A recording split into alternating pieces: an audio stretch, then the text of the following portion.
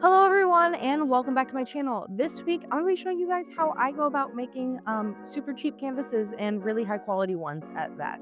I originally learned this technique in college, but unfortunately I don't believe in paying thousands of dollars to learn how to do things that you can learn on the internet. So YouTube University for you. I recently got a commission for a 30 by 36 painting, and that's just not a standard size. So that means I have to build it. I'm not above buying, things from the store, but of course, when you get a specific size that somebody wants, you have to do what you can to get it done, right? So I'm going to be showing you all the materials that I've gathered and then how we assemble it and make it all work. So first thing is you are going to go to Home Depot or Lowe's, because Lowe's doesn't support genocide, and buy yourself a big board. I want to say this is like 1/4 of an inch, maybe a little bit smaller than that. Any type of board is really going to work for this, as long as it is thin enough that you can nail through and that the surface is somewhat usable. Like, there were plywood options for this, and we're just going to cover it with canvas eventually anyways, so you don't need to get like a super nice board. For me, I just go with whatever's on sale. So I ended up actually getting this piece was originally 4 by 8 feet, and I got it for $23. And I didn't want to take it home to cut it, so I just had them cut it at the store. And that, I feel like, is kind of the best method to kind of get your base panel, because this is going to be kind of the thing that we attach everything else to. So I got a board, and then, oh, it's a little short in here. I got 2 of these. I don't know if I'm gonna need to be honest. I just didn't measure. I think I probably will. Whatever this is called, honestly, it could be anything you want. All I know is that it is 1.5 by 5/8 of an inch thick. And I'm gonna be using the long version, or like the long side of this, for like my width of the canvas. And I'll be attaching everything to the thinner side, and I'll show you what I mean by that in a minute. So you're gonna need 2 of these. I could have had the store cut those for me, but every time I've had them cut those for me, they've never been the right size. So I usually just have them do the panel now, and I will do these at home. So whatever is easiest for you. If you trust your local hardware store to cut your wood for you, great. For me, I don't. So anyways, gonna have that. You're gonna need a ruler, a hammer, some nails, and the nails need to be thinner than the width of your outside board. So my longest part of the board is, like I said, or not board, but I don't know what to call these, my sides. They are 1.5 inches. So as long as my nails are thinner than 1.5 inches, I'm just using whatever I have, or shorter than 1.5 inches, I'm using whatever I have on hand, because we're trying to not spend extra money, remember? That's why I'm showing you this. Wood glue, this is needed. Staple gun, easy but optional. You could also just use more nails once we get to this step, but for me, I have a staple gun just because I do this often and it saves me a lot of time. And then lastly, if you do end up cutting your own boards, you're going to need something to cut those with. And then you will also need the canvas to fit over the whole thing. I've got canvas, which I actually bought from the pottery store because they sell these for tablecloths, but it's the only place that I could find cut up canvas instead of having to buy like the whole roll, because if you buy the whole roll, granted, it does end up once again being cheaper, but I don't need the whole roll. I just need a size of canvas, which needs to at least have an extra 2 inches on each side. So I know that this is at least big enough to wrap around the panel that I got, and then some, and then lastly, a whole lot of gesso. So let's go ahead and get started. As you can see, I have a super fancy setup. My floor. What you're gonna do, you're gonna take your board. Now, decide whether you want to do it long ways, so that way it's thicker, or thin, so that way it's got a little bit more girth in the back. I always do mine long ways. So first thing you're gonna do is you're gonna line your edges up with the edge of your board. And you are going to make a mark of how long the board is with a pencil. Okay? So I've got my mark. That's how long my board is. I will put a little B next to it because I know That's my board. Okay. So, next thing you're going to do is I always double measure, you know? Measure twice, cut once. I'm going to take this, and because we're going long ways, I need to measure the thickness of the thin side, which is, like I said, I think it's 5/8. It is 5/8. So I'm going to take my measurement that I have. Okay, so we have our measurement of the board. What I'm going to do is I'm going to line up 5/8 from this line. 1, 2, 3, 4, 5. I always kind of do it on both sides just to make sure that it's even. So this is my board line with my B. This is my board minus 5/8 of an inch because that is the thickness of here. It's 5/8. I'm going to cut out 2 of this exact size, which I could measure because it's probably going to be 27, or because this is a 30 by 36 board and I just measured the long ways, this is going to be a 35 3/8 inch length. So let me go ahead and measure just to make sure I've got it. A tape measure would probably be easier. 35 3/8 left because. So I'm going to cut out this. And I'm going to do the same thing. If you want to really maximize this here, you can measure all the way across, or you can do it piece by piece and like redo it. For me, I am going to go ahead and do it piece by piece because I don't trust that my lines will line up. So I'm going to go cut this. I'll come right back. So I've got my 35 3/8 inch first one cut. And so I'm gonna want 2 of these. So this is where kind of it makes a little bit more sense to either have a bigger piece or just like 2 of these, just in case. But I find it easier to just stack on top, because if you get to this step and your board ends up being or your thing ends up being too short, it just kind of makes it a little bit more difficult. So, or doesn't make it more difficult, it just kind of makes it that you have to go back to the store. So anyways, I'm going to line this up flush on the other side. So I've got this pretty lined up. And I'm going to go ahead and make a line right where this is. So I'm going to go ahead and cut this line, and then I'm going to have 2 of these. Okay, I have 2 of these.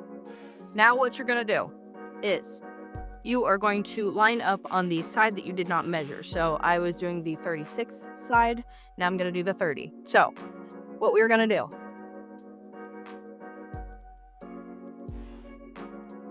might be a little bit easier to see if I do it this way. Okay. So I've got this here lined up on my side. Do you see how I have kind of a ledge here? And I'm going to take the wooden part that I have left. So basically when we assemble this, we're going to go kind of opposite sides. And you see how that lines up there? So same thing. We're going to measure the edge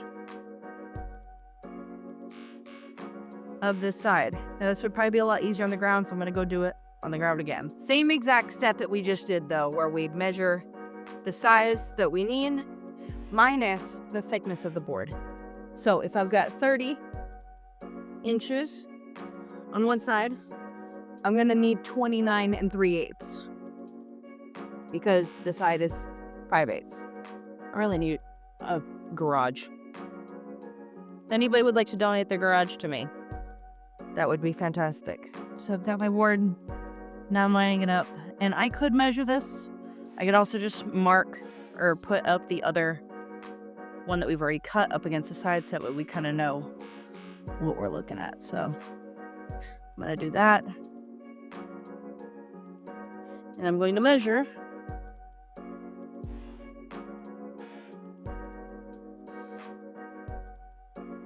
Now, just to make sure that I've got this right, I'm going to make sure it's 29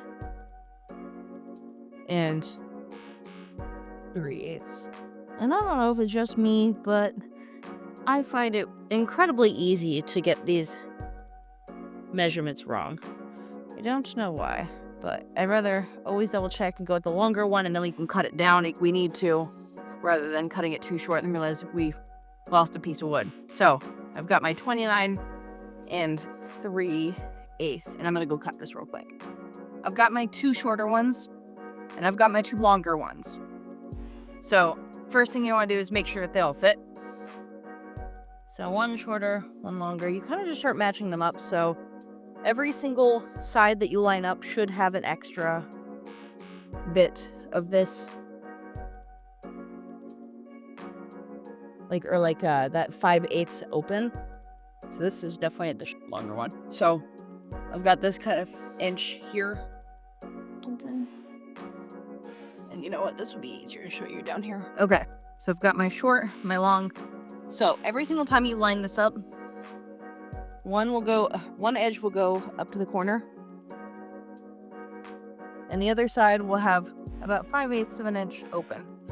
So you will just kind of stagger these like this. So every single one of these pieces should have one edge flush with the edge of the board and one side totally open. So we have these 2 open. So because this one doesn't touch the edge, over here it should go all the way to the edge. Now this goes a little over the edge, so I'm probably gonna have to cut this one down a little bit, but that's okay, because we can cut things down. We cannot make them longer. But definitely line it all up before you decide to go cutting anything. And I've got one side too short. Do you see this? Too short. Okay. I have my edges. It turns out it wasn't too short. I just kind of need to line it up a little bit better. So you'll see it's not totally perfect, but that's okay. It doesn't need to be. It just needs to be able to wrap.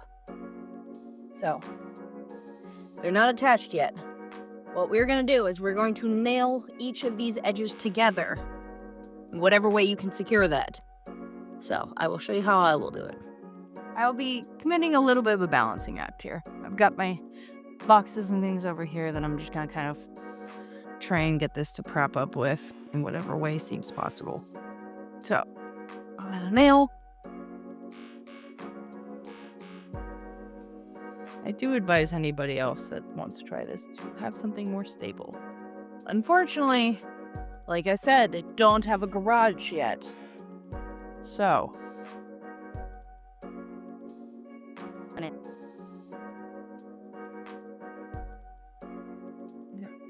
not happy with me. You know what? I'm gonna go grab some screws. Give me a second. I want to say don't try this at home, but I'm literally giving you the instructions to do that. Please be safer than I am. I will say, when I was out there cutting, I at least had a mask, closed-toed shoes, and eyeglasses on. But when it's inside, fair game. Okay, let's try this again. Let me just make sure I'm putting these 2 pieces together the way they're supposed to be put together. Yep, okay. So instead, I will be attempting the same thing, but with a drill.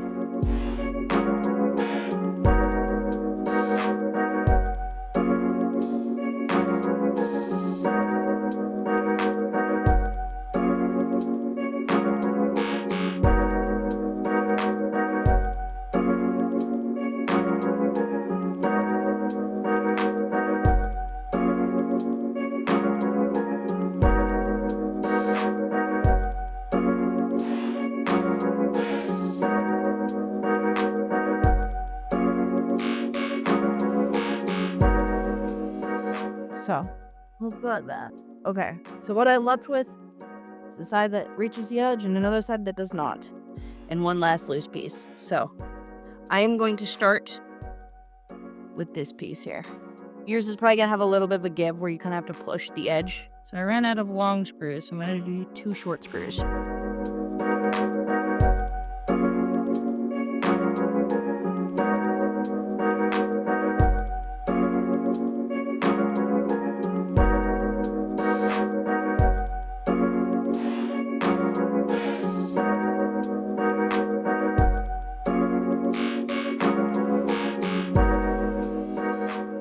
There we go. Okay. So, all of my stuff put together. Okay, so this is what you'll be left with. this all put together, and it should line right up to the edge. And if you just have like a little bit of a a couple millimeters, like that's totally fine. This whole thing's gonna get wrapped. So that's what we're starting with. I have moved into the living room because this part I need some sort of flat surface, and this is the biggest flat surface without my kitchen floor that I could find. And as long as most of it's supportive, that's fine. So this is the part where we're gonna have our wood glue. We're gonna set this down somewhere flat, somewhere it can sit for a couple of hours. And we are just going to use our wood glue. We just go throughout the whole thing.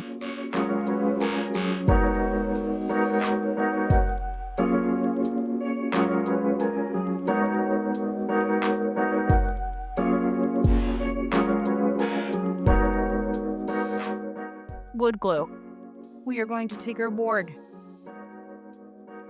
We're going to set it on top as close as we can to the edges. You're just gonna plop it on until you can move it a little bit.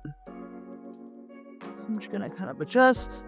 I'm gonna go to the other side and adjust a little bit, just so I think it's like close enough.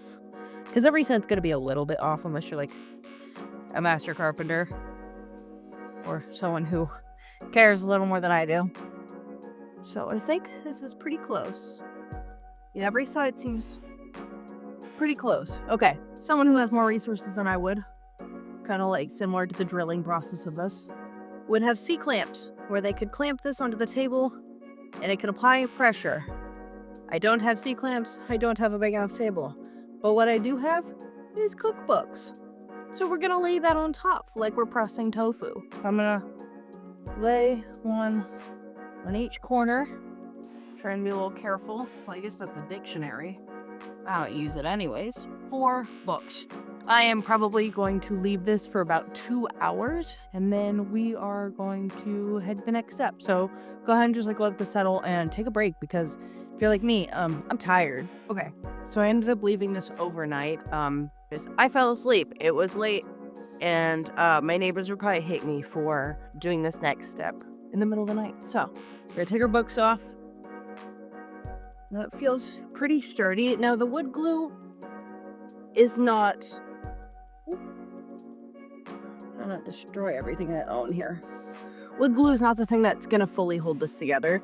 This is just for this step to make the part easier. So, next thing we're gonna do, we're gonna take nails. I've got 3/4 of an inch nails, and we're going to nail this all in on every single side.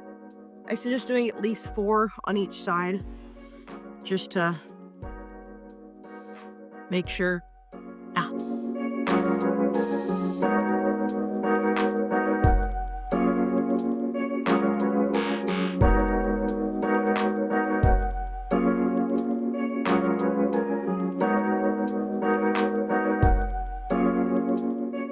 Cool. We're done nailing. Okay. So we are back to the floor, and I'm back down here because, well, I need a lot of open space because obviously this is a really big wood panel. Now, if you like painting on wood, you could just leave it here.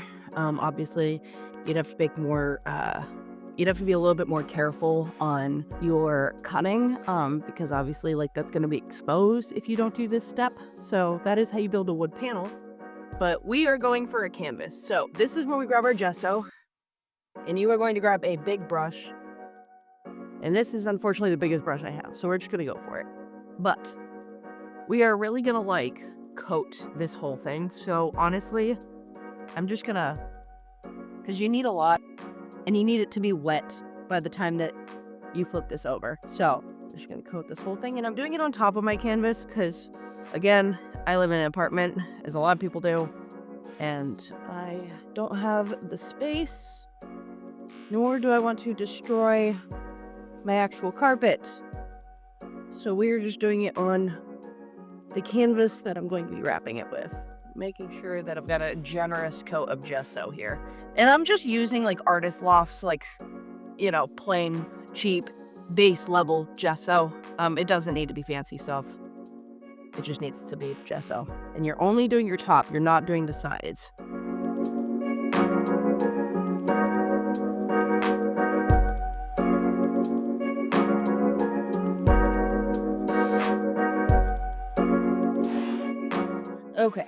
I'm going to set this aside. This is the part you really want to be careful on. So I'm going to flip this over. And this is going to kind of work like a glue.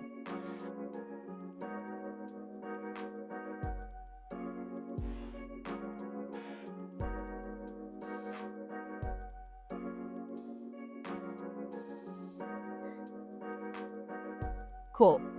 So I have this. You just want to make sure when you flip this over that this is enough room to stretch over the top. So make sure I have some scissors.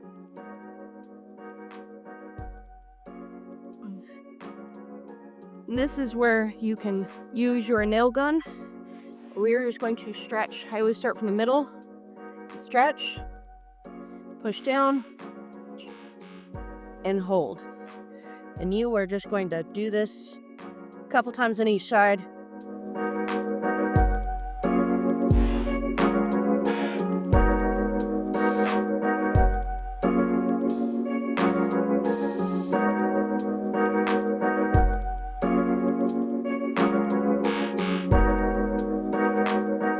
See how this would take a bit longer if I didn't have this? You're gonna have your corners kind of like this. What I'm gonna do is I'm just gonna fold and fold over. So typically it usually wants to go one of either way. I mean, honestly, this could go either, but it's like wrapping a present. So you fold over.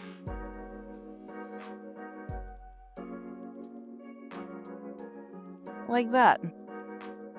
Whatever way really works, honestly. I mean, unless you're a little particular, and you can be particular. So I'm just gonna staple this just like that. Okay, so I've got one here. Makes that nice crease on the side, and then I'm going to do one more on this side. Honestly, however many staples you gotta do to get this tight, do it. It doesn't matter, it's the back. Okay, so I have got all of my sides all stapled. I know I had said earlier too, when you do the gesso part, that you don't have to do your sides. If you do decide to do like you're painting the sides with the gesso before you flip it over and attach the canvas, it will adhere these edges a bit more.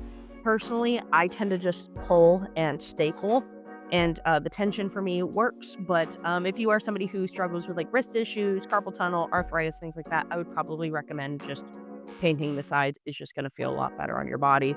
So that is my how to do it yourself and get a high quality canvas for less than, I think altogether I paid about $30. Now granted, I do have a ton of extra materials, so the startup cost for this is going to be a bit more than just doing like a one and done if you are somebody who continually makes canvases or wants to. Because like obviously if you buy a roll of canvas rather than just like a piece, it's going to be cheaper. Same thing with buying a big piece of wood. Like I said, I got this panel for $23. I do also have 4 other panels now because of that $23. So you do end up with more than just like the one thing that you pay for, because it's the odds of you buying something in the exact size that you want and not having leftover, especially in like lumber, it's just not probable. But that is how I make a nice high quality canvas for a lower cost. And these are really nice too with the panels, because if you are somebody who ships your work a lot, you really don't have to worry about like holes or you know, kind of like that like tension of your package ending up causing kind of like those like ripples in your canvas where it stretches out. I mean, I wouldn't put it past the postal service to still do something with it anyways, because sometimes I'm impressed by how good they are at destroying things, just from somebody who used to ship a lot of pottery. It definitely helps to have that wood panel in the back. So if you liked this video, go ahead and hit like, subscribe. If you have any questions, please leave them in the comments. Thank you all so much for watching. I really appreciate it, and I really hope that this helps you. So I will see you all next week. Have a good rest of your day. Bye-bye.